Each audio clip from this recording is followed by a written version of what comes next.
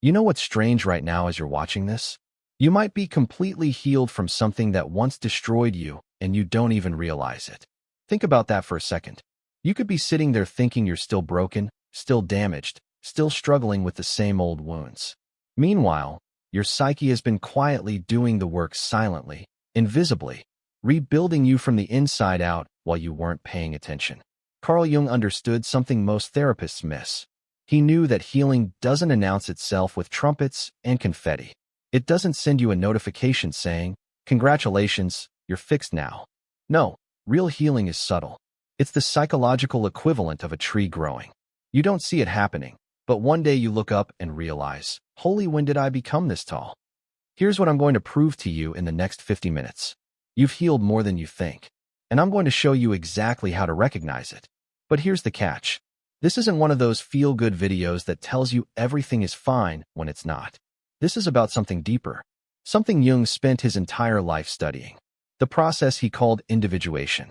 The journey from fragmentation to wholeness, from psychological chaos to integration. And if you stick with me, I'm going to walk you through 7 unmistakable signs that this process has been happening inside you. 7 markers that prove your psyche has been healing even when your mind thought it was still broken. Because here's the truth. Nobody tells you. Your consciousness is always the last one to know. Before we dive deeper, if this resonates with your soul's journey, please hit that like button and subscribe for more transformational content. Your support helps this message reach other souls who need to hear it. Let's start with what's wrong. Well, we get completely backwards about this whole thing. Most people think healing is linear. You're broken. You do the work. You get better. A straight line from point A to point B. Damage to recovery. Wound to scar. But that's not how the psyche works. Jung knew this. He understood that the human mind isn't a machine you can fix with the right tools. It's more like an ecosystem, complex, layered, full of hidden processes happening beneath the surface. You ever notice how you can't remember exactly when you stopped being afraid of something? Like you were terrified of public speaking for years, and then one day someone asks you to give a presentation, and you just do it without the usual panic, without the 3-day anxiety spiral beforehand. When did that change? You can't pinpoint it. It just happened. That's what real healing looks like. It's not dramatic. It's not a moment where angels descend and you suddenly feel whole. It's quieter than that, sneakier. And here's why this matters. If you don't know what healing actually looks like, you'll miss it when it happens to you. You'll keep thinking you're broken long after you've already mended. You'll keep searching for a transformation that already occurred. I see this all the time. People who've done years of therapy, years of inner work, years of sitting with their pain and integrating their shadows, and they still describe themselves as working on it, or still healing, or not there yet. Meanwhile, if you look at their actual life, their actual behavior, their actual relationships, they're completely different people from who they were 5 years ago. The evidence of healing is everywhere, but they can't see it because they're looking for the wrong signs. So, that's what we're going to fix today. I'm going to give you a framework, a way of recognizing the markers of deep psychological healing based on Carl Jung's understanding of how the psyche actually transforms. Not how we think it should transform, how it actually does. And I promise you, by the end of this, you're going to see yourself differently. You're going to recognize healing you didn't know had happened. You're going to give yourself credit for growth you've been denying. But first, we need to understand what Jung meant by healing in the first place. Here's where Jung broke from everyone else. Here's where he became dangerous. Most therapeutic approaches, most self-help philosophies, most spiritual traditions, they all have the same underlying assumption. Healing means becoming better, becoming good, becoming the idealized version of yourself. Get rid of your anger. Eliminate your selfishness. Transcend your pettiness. Become pure. Become enlightened. Become the best version of you. Jung said, that's not healing. That's repression with a spiritual mask. Because here's what happens when you try to become good. When you try to eliminate all the parts of yourself you judge as bad or wrong or unacceptable, you don't get rid of them. You just push them into what Jung called the shadow. The unconscious realm where all your rejected parts go to life. And the shadow doesn't just sit there quietly. It grows. It gains power. It becomes, in Jung's words, blacker and denser the more you ignore it. Think about the most judgmental people you know. The ones constantly criticizing others. The ones who seem obsessed with other people's moral failures. What are they really doing? They're projecting their own shadow. They're seeing in others what they can't acknowledge in themselves. The angry person who rails against aggression. The sexually repressed person who's obsessed with other people's sex lives. The greedy person who constantly accuses others of being materialistic. That's the shadow at work. So Jung proposed something radical. He said, you don't heal by becoming good. You heal by becoming whole. By integrating everything, light and dark, good and bad, angel and demon, he wrote, I'd rather be whole than good. Let that sink in for a second. He'd rather be whole than good. That's not permission to be, and it's not a justification for hurting people. It's something deeper. It's the recognition that every human psyche contains contradictions, contains darkness, contains impulses and desires and qualities we've been taught to reject. And true healing, true psychological health, comes from acknowledging all of it, befriending all of it, integrating all of it into conscious awareness. This is what he called individuation. The process of becoming who you actually are rather than who you think you should be. Now, this process doesn't happen overnight. It's not something you complete and check off your list. It's a lifelong journey. But there are markers along the way, signs that indicate you're moving in the right direction, that the work is happening. And that's what these 7 signs are. They're not achievements. They're not goals to pursue. They're natural byproducts of the individuation process. Evidence that your psyche is doing its work. So, let's get into them. Sign number 1, the gift of solitude. Here's the first sign you've healed more than you realize. You can be alone without being lonely.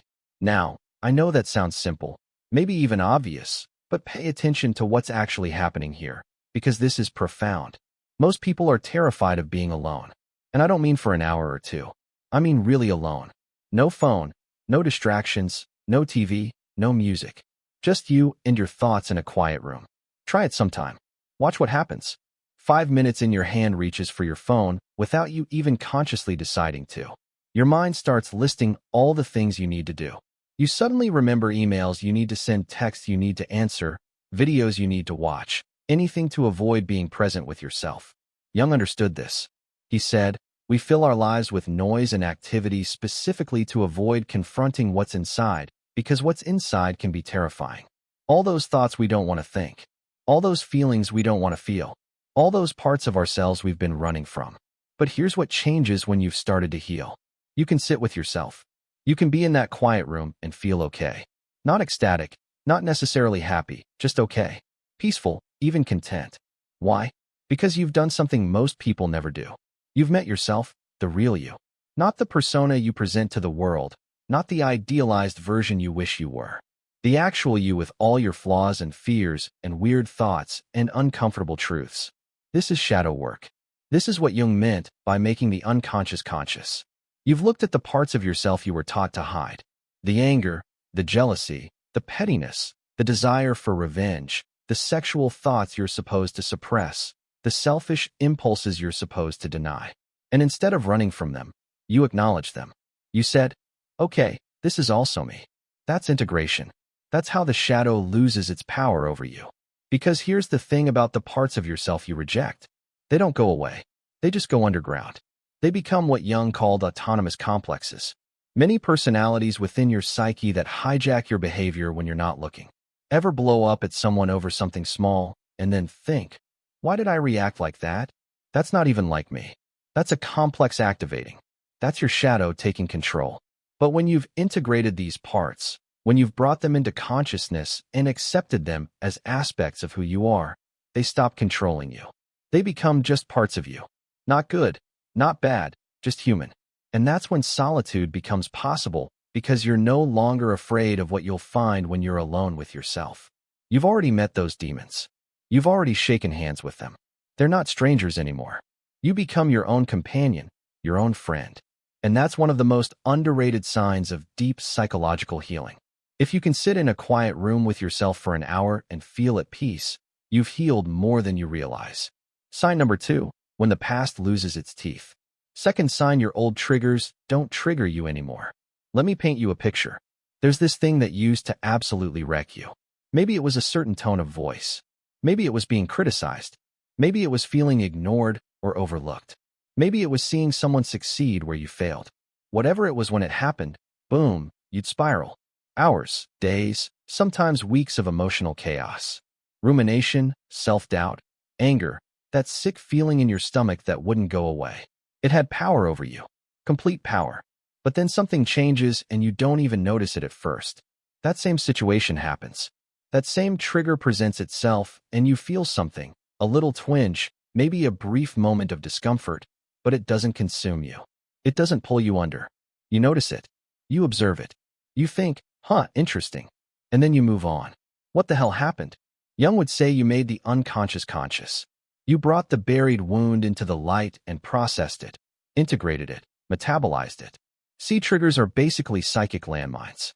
They're buried remnants of unprocessed pain, traumatic or painful experiences that got shoved into the unconscious because they were too overwhelming to deal with at the time. And they stay there hidden until something in your present-day life reminds your psyche of that original wound. Then boom, the mind explodes. You're not responding to what's actually happening now. You're responding to what happened then. This is why our reactions sometimes feel disproportionate to the situation. Your partner forgets to text you back, and you feel this massive wave of abandonment. Your boss gives you feedback, and you feel like you're being attacked. Someone disagrees with you, and you feel like your entire identity is under threat. The present moment triggered a past wound. And the emotional intensity you're feeling, that's from the past, not the present. But here's what's beautiful about healing. As you do the work, as you examine these wounds, as you understand their origins and feel the feelings you suppressed, something shifts. The landmines get diffused. The old wounds still exist. Healing doesn't erase your history, but they've been integrated. They've been brought from the unconscious into consciousness. They've become part of your story rather than unconscious forces controlling your story. You can look at them now. You can say, oh yeah, that's why I reacted that way. That reminds me of when I was 8 and my dad did this. Or, that touches the same place as when my ex said that. You see the connection. You understand the pattern. And in that understanding, in that consciousness, the trigger loses most of its power. It's like the difference between being haunted by a ghost and understanding the history of a house. Same facts, completely different emotional experience. This is huge. This is one of the clearest signs that deep healing has occurred. And a lot of people miss it because they're not paying attention. You stop reacting the way you used to. And instead of celebrating that growth, you barely notice it. It just feels normal. Like, of course, I'm not devastated by criticism anymore. I'm an adult. But no, that took work. That took healing. That took your psyche doing thousands of hours of background processing to integrate that wound. Give yourself credit for that. Recognize it as the marker of healing that it is. Because when the past loses its teeth, when your triggers stop triggering you, that's not numbness, that's not denial, that's integration, that's wholeness.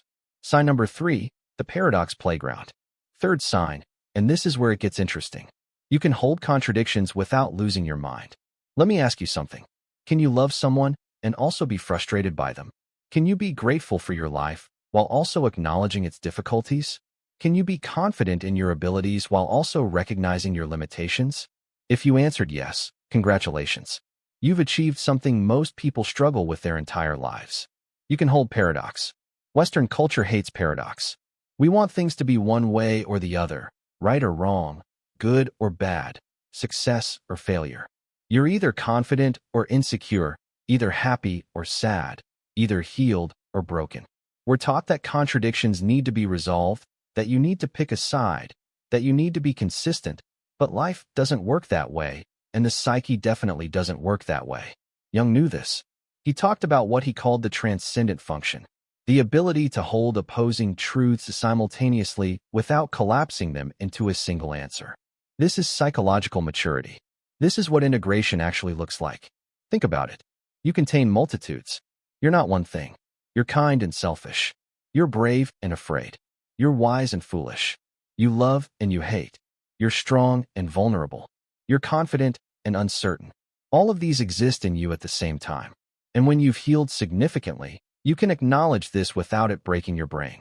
You don't need to resolve the contradiction. You don't need to be one thing. You don't need the world to make simple binary sense. This connects directly to what we talked about earlier with the shadow. Because the shadow is basically everything you've rejected because it contradicts your ego's idea of who you are. You want to see yourself as a good person, so you reject your selfishness. You want to see yourself as strong, so you reject your vulnerability. You want to see yourself as rational, so you reject your emotions. But healing means bringing these rejected parts back into consciousness, admitting they exist, acknowledging that you're complex, contradictory, human. And here's what's wild. When you can do this, when you can hold paradox, you become more authentic, not less. Because you're not pretending anymore. You're not maintaining this exhausting facade of consistency. You're just being who you actually are, which includes contradictions. You can admit, yeah, I love my job and I also resent it sometimes. Both true. I'm grateful for my partner and I also get annoyed by them. Both true. I'm proud of my accomplishments and I also feel like I haven't done enough. Both true. The need to pick one side to be consistent, to always have the right answer. These rigid requirements start to soften. And this is liberating. It's like your psyche takes a deep breath and says, oh, thank God I don't have to pretend anymore. This relates to what scholars of Carl Rogers and personal development often discuss about congruence and authenticity. While Rogers approached it from a different angle than Jung, both understood that psychological health involves integrating all aspects of the self rather than rejecting parts that don't fit an ideal self-concept. Jung called this the union of opposites. It's the recognition that transformation happens not by eliminating one side of a polarity, but by holding both in creative tension, light and dark, strength and weakness, joy and sorrow, success and failure. You need both. You are both. And when you can accept that, when you can live in that tension without needing to resolve it, you've achieved something profound. If you find yourself able to hold contradictions that used to tear you apart, that's a sign. That's evidence of deep healing. That's your psyche telling you that you've integrated more than you realize. Sign number 4, projection immunity. Fourth sign, other people's projections don't stick to you anymore. This one's subtle but powerful. So, let's break it down. First, what's projection in Jungian psychology? Projection is when you see in others what you can't see in yourself. When you haven't integrated a part of your own psyche, you project it outward. You see it in other people, and then you react strongly to what you see. The person who's terrified of their own anger sees everyone else as aggressive. The person who can't acknowledge their own neediness sees everyone else as clingy.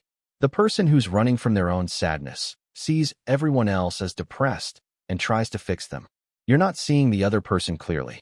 You're seeing your own shadow reflected back at you. But here's the thing, projection works both ways. Other people are constantly projecting onto you too.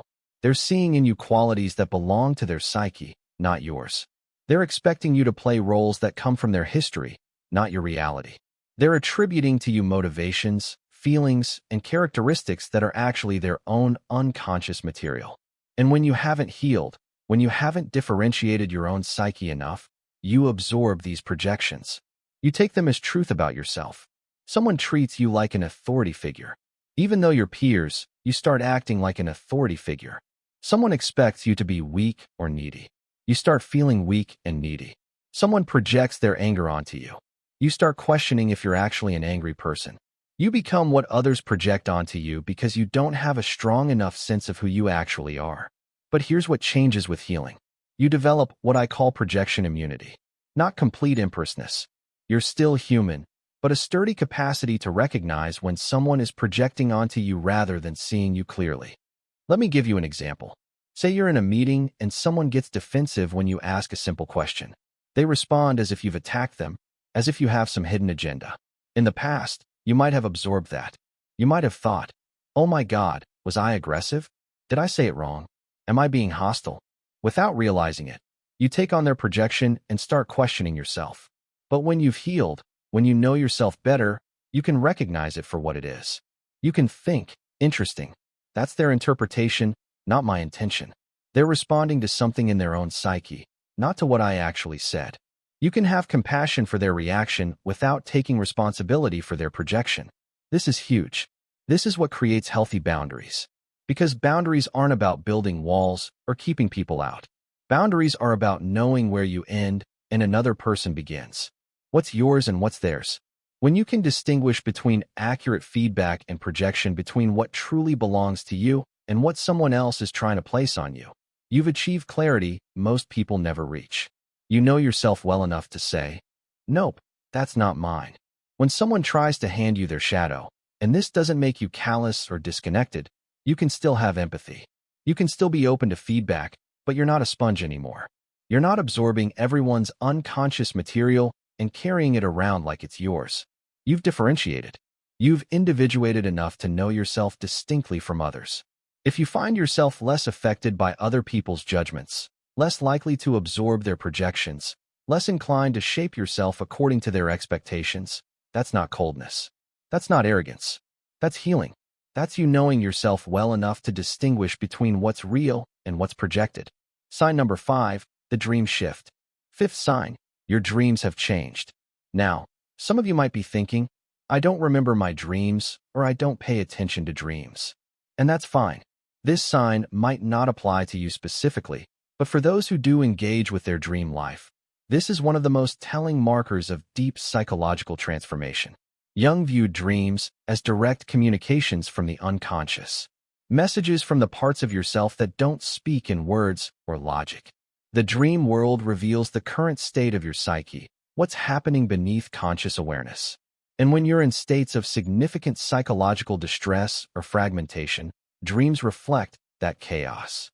You might have nightmares, recurring dreams where you're being chased or trapped, dreams where you can't speak or can't move, dreams of falling, drowning, being lost, dreams that leave you shaken and anxious when you wake up. These aren't random. These are your unconscious mind trying to process overwhelming material, trauma, conflict, unintegrated experiences, parts of yourself that are in distress. The unconscious is basically screaming, hey, something's wrong down here. Pay attention. But as healing progresses, as you do the work of integration, as you make the unconscious conscious, dreams transform, they don't necessarily become pleasant.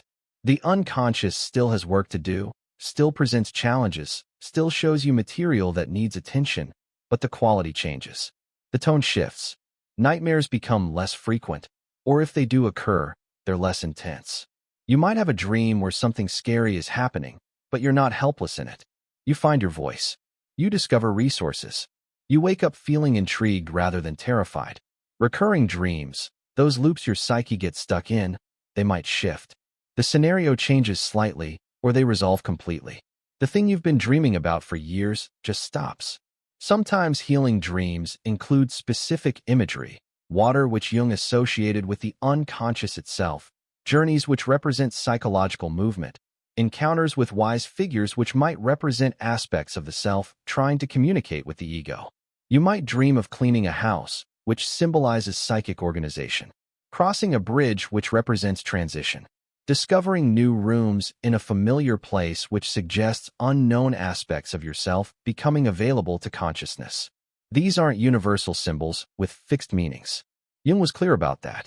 Dream interpretation is personal. What water means to you might be different from what it means to me. But pay attention to the emotional tone. How do you feel in your dreams? How do you feel when you wake up? Do you feel less haunted, less pursued by unnamed threats? Is there a sense of movement or progress even in difficult dreams? These shifts indicate that your unconscious mind is settling, finding new equilibrium, integrating previously overwhelming material. Your conscious mind might not register the healing. You might still think you're struggling, but your dreams know. Your unconscious knows. And it's telling you through the imagery of sleep that if your dream life has shifted even subtly, that's evidence. That's your psyche doing its deepest work while you're not consciously watching. Jung spent decades analyzing his own dreams and the dreams of his patients. He understood that the unconscious speaks in symbols, in images, in stories that bypass rational thought. And when those stories start to change, when the emotional texture of your dream world transforms, it means something fundamental has shifted in your psychological structure. You're not the same person who had those nightmares 5 years ago. Your psyche has reorganized itself, healed itself, integrated material that was once too overwhelming to process. And it's showing you this truth every night if you're paying attention. Sign number 6, the shadow is friend.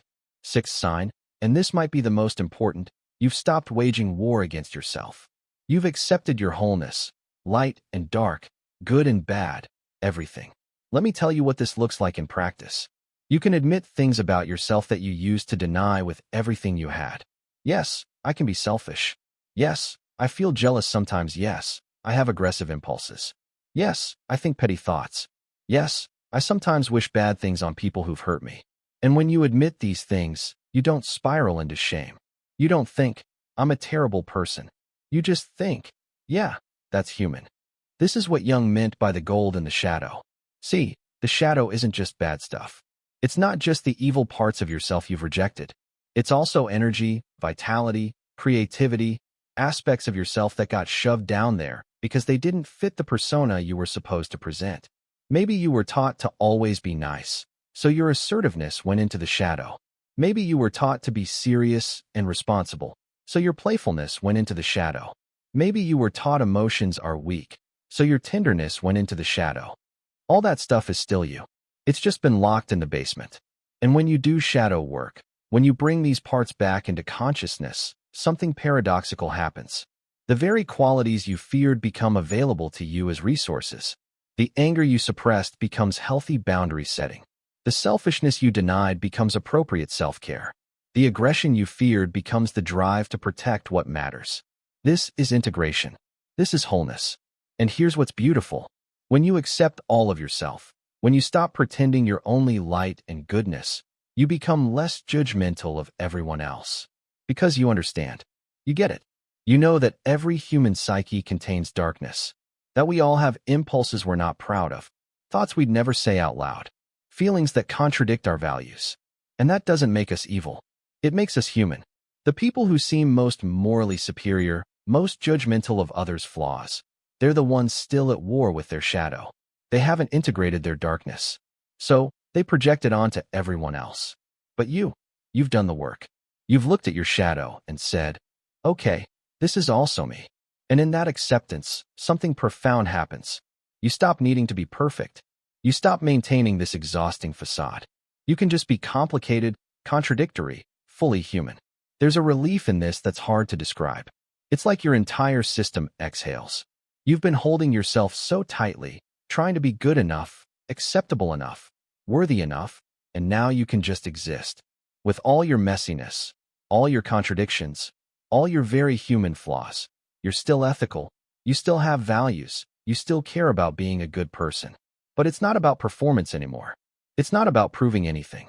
You're good enough as you are, whole enough as you are. If you find yourself able to acknowledge the less flattering parts of yourself without shame, without spiraling, without feeling like you're a bad person, that's massive. That's evidence of deep integration. That's you having made peace with your shadow. And that's one of the clearest signs that you've healed way more than you think. This acceptance doesn't mean acting on every impulse. It doesn't mean abandoning your ethics or hurting people. It means knowing all of who you are. Consciousness of the full spectrum of your humanity. And from that consciousness comes choice. Real choice. Not the false choice of repression where you pretend certain parts of you don't exist, but the authentic choice that comes from acknowledging everything and then deciding how to act. That's psychological freedom. That's what Jung meant by individuation. Sign number 7, life has meaning again. 7th and final sign, life feels meaningful. Now, this one's interesting because it's not about what you do. It's about how you experience what you do. Jung distinguished between the ego and the self. The ego is your conscious sense of I, your personality, your identity. The self, capital S, is something bigger. It's the organizing center of your entire psyche, conscious and unconscious, the totality of who you are. And Jung observed that in the first half of life, we're naturally focused on ego development. We're building identity, establishing career, creating relationships, finding our place in the world. These things matter. They're necessary. But at some point, often around midlife, ego achievements start to feel hollow. You have the career. You have the relationship. You have the house and the car and the status. And you feel empty. This is what Jung called the midlife crisis. But it's not really a crisis. It's an invitation. It's the self calling to you saying, hey, there's more to life than ego gratification. There's meaning beyond accomplishment. Let me show you. When you've engaged with this process, when you've started the journey of real individuation, life begins to feel meaningful again. Even if nothing external has changed, this meaning might come through creativity. a sudden urgency to write, paint, make music, something inside you demanding expression. It might come through service, a desire to contribute to something larger than yourself, to help others, to dedicate yourself to a cause that matters. It might come through spiritual practice, not necessarily religion, though it could be, but some sense of connection to something transcendent, something sacred, or it might just be a deepened appreciation for ordinary moments, the way light falls through a window, the laughter of a child, the changing of seasons, the taste of really good coffee. You become more present, more able to experience beauty, more moved by small things. This is what Jung meant by encountering the numinous experiences that touch something beyond the personal ego. Moments of transcendence, connection to mystery. And when you've healed, when you've done the work of integration, you become more permeable to these experiences, less defended, less armored, more open. This doesn't mean life becomes easy. It doesn't mean suffering disappears. Jung was clear about that. Suffering is part of being human, part of being conscious. But suffering itself takes on different meaning. It becomes part of the larger pattern of growth rather than meaningless chaos. You start to see what Jung called synchronicity, meaningful coincidences, moments when the outer world seems to reflect your inner state. When the right book appears at the right time, when you meet the right person just when you need them, when circumstances align in ways that feel more than random. Now, Jung wasn't being mystical about this. He wasn't saying the universe is magical. He was saying that when you're in alignment with your own psyche, when you're paying attention, you notice the meaningful patterns that were always there. You participate in your life rather than just going through the motions. And this sense of meaning and this feeling of being part of something larger. This is perhaps the deepest sign that healing has occurred because you're no longer just surviving. You're no longer just managing symptoms or avoiding pain. You're actually living, engaged, present, connected. Life feels like it's happening with you rather than to you. You're not a passive victim of circumstances. You're an active participant in your own story. This is what Jung meant by individuation.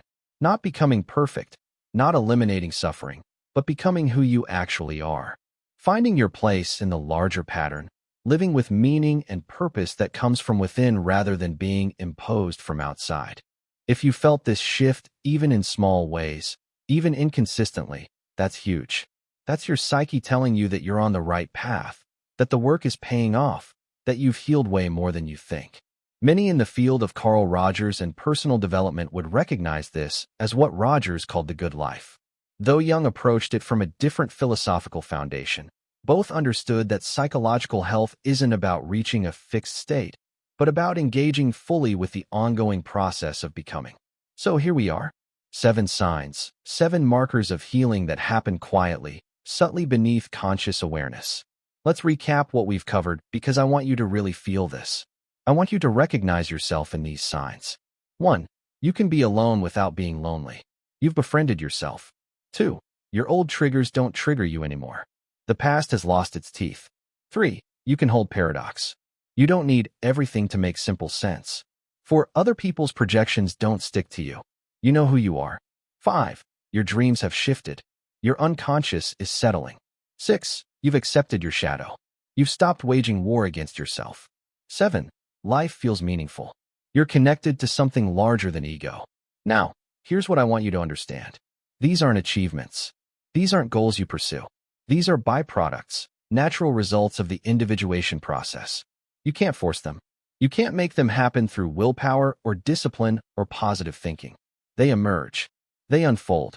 They appear when you do the real work of looking inward, examining your shadows, integrating what you find. And the crazy thing is this work often happens without you consciously directing it. Your psyche has its own intelligence, its own drive toward wholeness. Jung called it the teleological nature of the psyche. It's moving towards something, growing toward integration, whether you're paying attention or not. That's why people can heal without realizing it. The work is happening on levels you can't see. In dreams, in small behavioral shifts, in subtle changes in how you relate to yourself and others. Your consciousness is always the last to know. So, if you recognized yourself in any of these signs, I want you to pause right now and just acknowledge it. Give yourself credit. Honor how far you've come. Because here's what happens to most people. They heal significantly. They transform in profound ways. but they never recognize it. They keep thinking they're broken. They keep describing themselves as still working on it or not there yet. Meanwhile, the evidence is everywhere. In their relationships, in their responses, in their capacity to handle life in ways they couldn't before. Don't miss your own transformation. Don't be so focused on the destination that you failed to notice you've been moving the whole time. This framework we've explored today, these 7 signs, they're not just Jung's ideas. They're backed by decades of depth psychology, by studies in personal growth and human development. While Carl Rogers and personal development research approach transformation from different angles, there's remarkable convergence on these core markers of psychological health. So now what? Now that you know these signs, now that you can recognize healing when it's happening, what do you do with this information? First, stop underestimating yourself. Stop dismissing your growth. Stop thinking you haven't come far enough. Look at where you were 5 years ago. Hell, look at where you were last year. Compare that person to who you are now.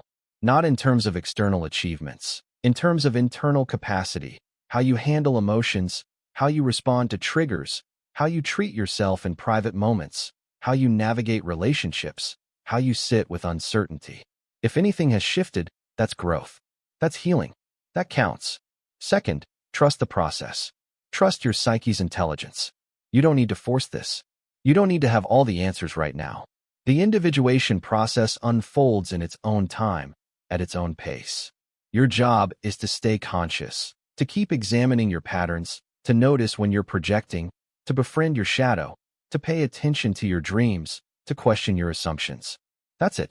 That's the work. The rest happens naturally. Third, be patient with yourself. Healing isn't linear. You'll have setbacks, days where you feel like you've regressed, moments where the old triggers fire again, times when you can't hold paradox and you need things to be simple. That's normal. That's human. It doesn't mean you've failed. It doesn't mean the healing isn't real. It just means you're still human, still in process, still becoming. Fourth, share this understanding. One of the most powerful things you can do is help others recognize their own healing. When you see someone beating themselves up for not being healed enough, point out their growth. Help them see how far they've come. This isn't just kindness. It's how we create a culture that actually understands healing, that recognizes transformation, that honors the quiet, subtle work of becoming whole. And fifth, keep going. Because here's the truth. Jung understood. Individuation never ends. There's no point where you're done. No moment where you've achieved complete wholeness and can stop growing. You're always in process, always discovering new layers, always integrating new material. That's not a problem. That's the nature of being conscious. The goal isn't to finish. The goal is to engage, to stay curious, to keep exploring the depths of your own psyche, to live as Jung wrote, the examined life, the conscious life, the individuated life. So, here's my invitation to you as we close this out. Take a moment right now and consider which of these signs you've experienced. Maybe it's just one. Maybe it's all 7. Maybe it's something adjacent to these, but not quite captured by my words. Whatever it is, acknowledge it. Recognize it. Let it sink in that you've been healing this whole time. That your psyche has been doing its work even when your mind thought you were still broken. You're not as damaged as you think. You're not as far from wholeness as you believe. You're not as stuck as it sometimes feels. You're growing, transforming, becoming. And if you take nothing else from this video, take this the journey. Jung described this process of individuation. It's not about becoming someone else. It's not about achieving some idealized version of yourself. It's about becoming more fully who you actually are with all your light and all your darkness, all your contradictions, all your very human complexity. That's what healing looks like. Not perfection, not the elimination of all pain, but wholeness, integration, the courage to be completely authentically yourself. And if you're on that path, if you're doing that work, if you can see even the smallest evidence of these signs in your life, then you're already further along than you think. You've healed more than you realize, and that's worth celebrating. I want to hear from you because this isn't just about me sharing Jung's ideas. This is about you recognizing your own journey. So, here's what I want you to do. Down in the comments, tell me which of these 7 signs resonated most with you. Which one made you pause and think, oh, that's me. That's actually happening. Was it the comfort with solitude, the loss of old triggers, the ability to hold paradox? Tell me your story. Because when you share your experience, 2 things happen. 1. You cement your own recognition of your healing. You make it conscious. You give yourself credit. And 2. You help someone else who's reading the comments realize they're not alone, that this is real, that healing is possible, that they've been transforming, too. We need to talk about this stuff more. We need to recognize psychological growth when it's happening. We need to stop waiting for dramatic transformations and start noticing the quiet ones. So share your story. Tell me where you've healed without realizing it. What sign showed up in your life that you'd been dismissing or minimizing? And if you found this valuable, if this changed how you see yourself, do me a favor, hit that subscribe button because this is the kind of content I create. Deep dives into psychology, philosophy, human transformation, the stuff that actually matters. Not surface-level self-help, not quick fixes or life hacks. Real exploration of what it means to be human, what it takes to become whole. Jungian in-depth psychology combined with modern understanding of how people actually change. This is about building a community of people who are doing the real work, who aren't satisfied with easy answers, who want to understand themselves at the deepest levels. If that's you, you're in the right place. Subscribe, turn on notifications, come along on this journey because we're just getting started. There's so much more to explore, so many more insights to uncover, so many more ways to recognize the transformation that's already happening in your life. Your healing is real. Your growth matters. And you're exactly where you need to be.